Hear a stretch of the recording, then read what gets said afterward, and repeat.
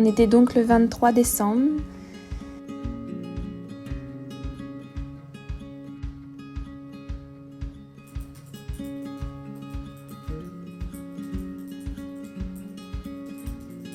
Et j'ai fermé l'ordi.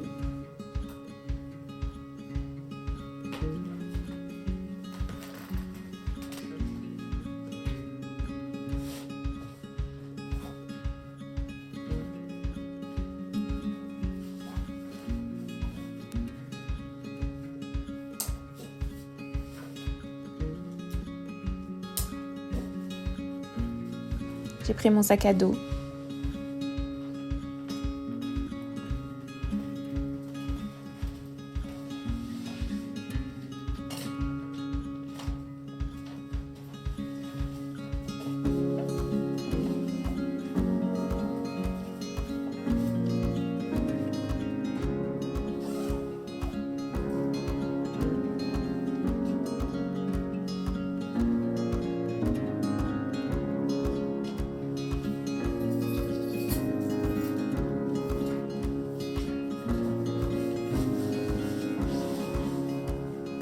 Et quelle sensation de fou de reprendre son sac à dos, d'avoir juste un passeport, un appareil photo, un bon bouquin. Et je suis partie à l'aéroport.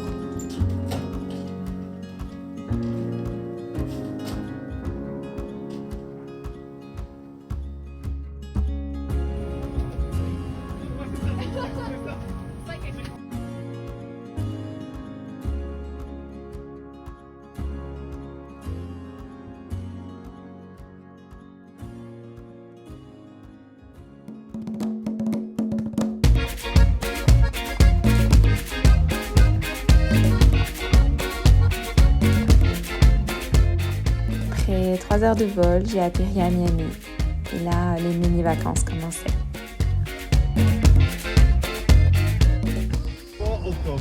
Oh my god! Vous avez de la famille qui vit en France? Non, j'ai été Vous avez été en France? en études. Ok.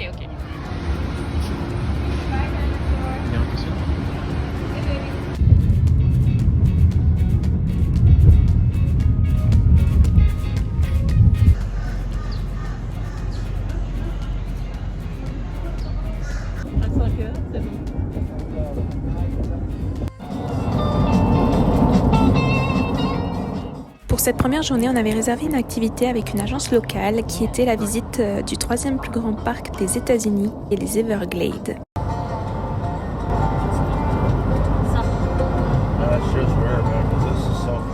Un chauffeur est venu nous chercher au port de Miami et après 40 minutes de route, nous sommes arrivés à l'entrée du parc des Everglades.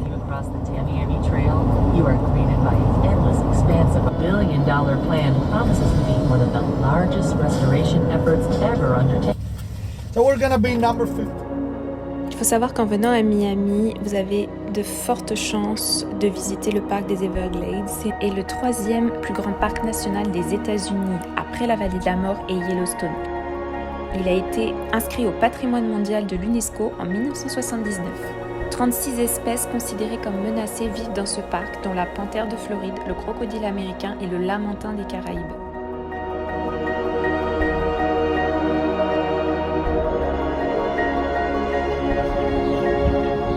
Notre principale activité était de faire de l'aéroglisseur parmi les marécages et les crocodiles. On va voir quoi? On va voir les crocodiles. Les crocodiles. C'est trop joli. Sticker 15, you can start to make your way to the seafood area.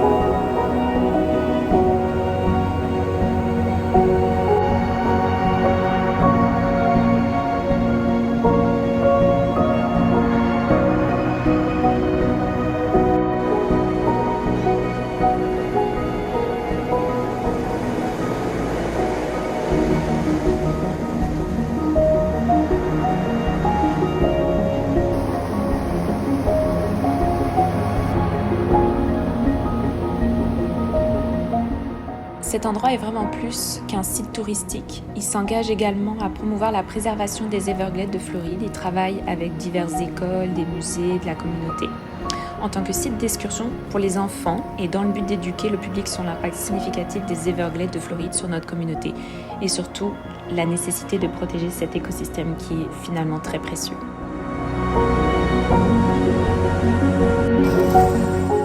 L'hydroglisseur, ça dure à peu près 30 à 40 minutes et c'est souvent guidé avec des narrateurs qualifiés, familiarisés avec les aspects des Everglades de Floride, y compris sur l'histoire, la végétation, la faune.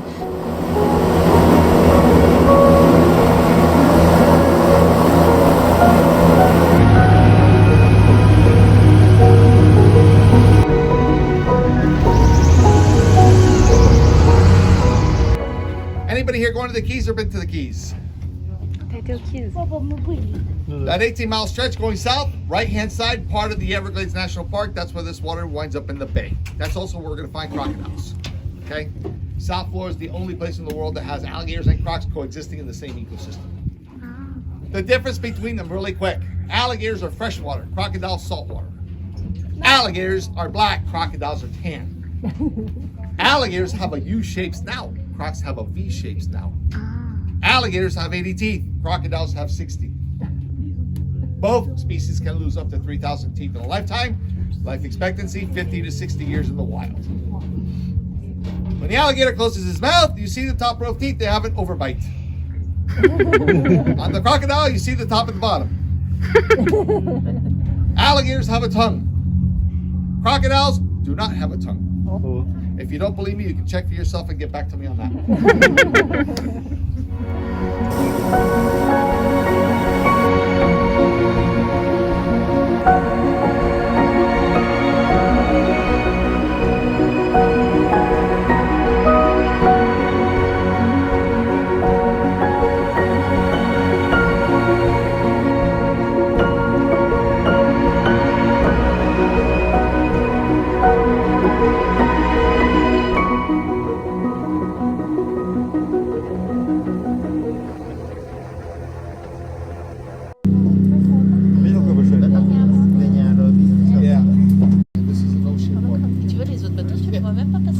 Guys, you see that tree over there? Yes. That is a... Alrighty, guys. I want to thank you. There's a big bird on the right side.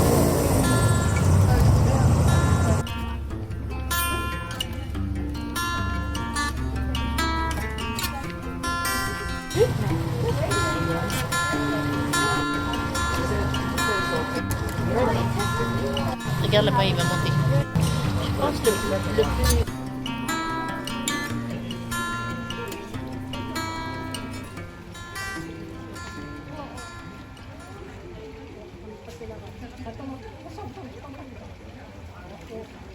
Oh mon Dieu. Ça a l'air d'être on dirait un gros qui essaye de monter sur le canapé. Allez, boubou. Oh mon Dieu. On dirait des varans, quoi. Hein. De Komodo. Il vient de boire sa bière. Hop là, il chase. And the difference here is that all these guys were born into captivity. All their lives they've been fed by somebody. They're not afraid of anybody, okay? And that's how come I have to feed him, because it's the only way he's going to get fed. But there is a law that dictates that alligators that are born into captivity like these guys must remain in captivity because they're not afraid of anybody. Impressive. The nose, the nostrils, right here. They're able to smell a wounded animal.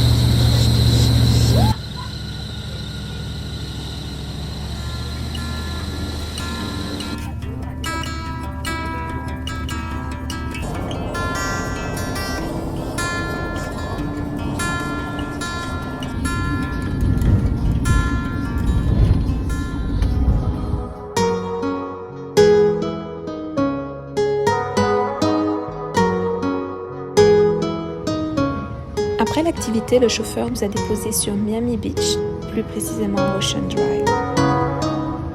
Ocean Drive, il faut savoir que c'est le quartier Art déco de Miami, donc un des plus connus. et un des plus filmés. Vous avez notamment le film Scarface qui a été tourné à Ocean Drive.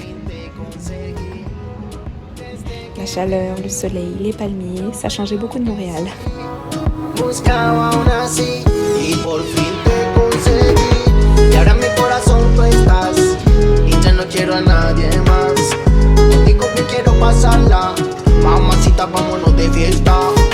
Y ahora en mi corazón tú estás y ya no quiero a nadie más. Contigo me quiero pasarla, mamacita, vámonos de fiesta. Desde que te vi buscaba una así.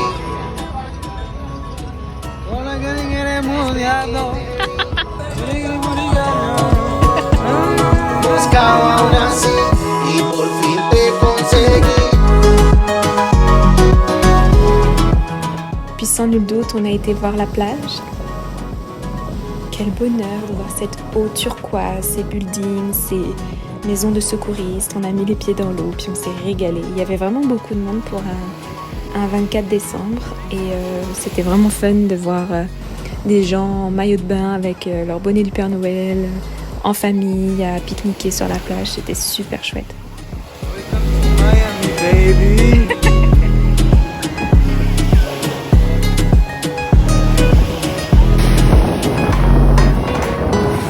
Desde que te vi, yo me enloquecí.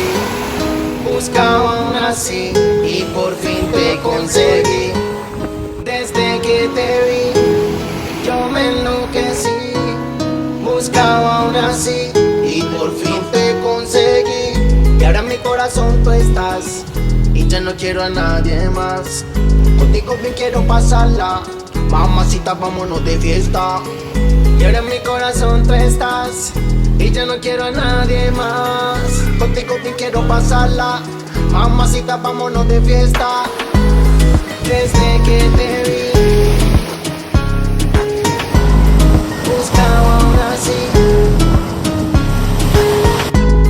Desde que te vi, buscaba una así y por fin te conseguí.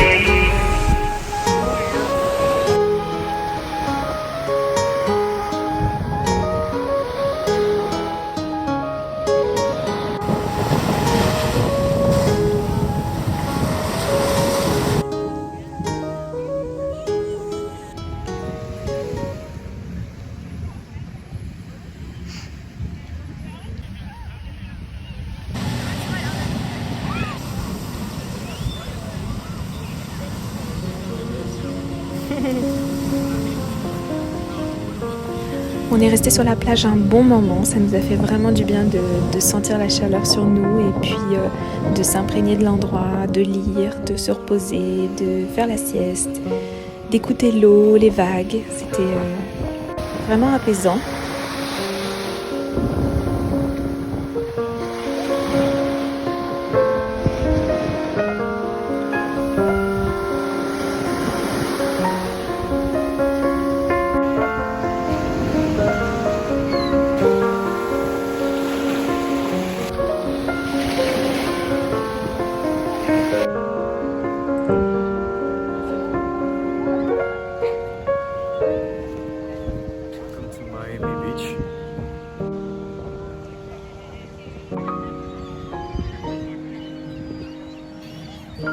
On a quand même fait un peu nos touristes, on en a profité, on a beaucoup ri, c'était vraiment drôle.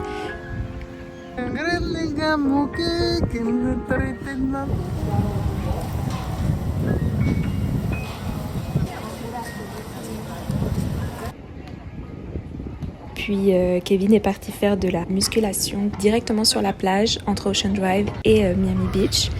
Et c'était marrant, j'ai regardé ça, on se serait cru à Los Angeles sur Venice Beach, c'était vraiment marrant.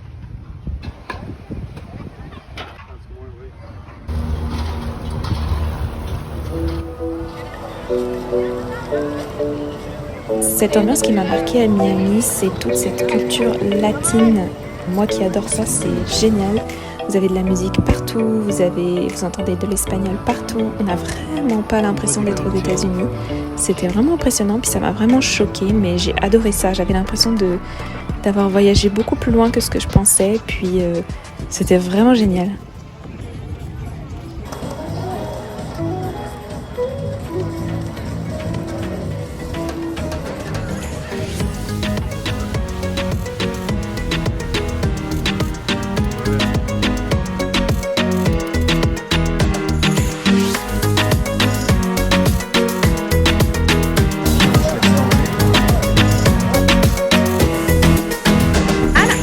Las Vegas.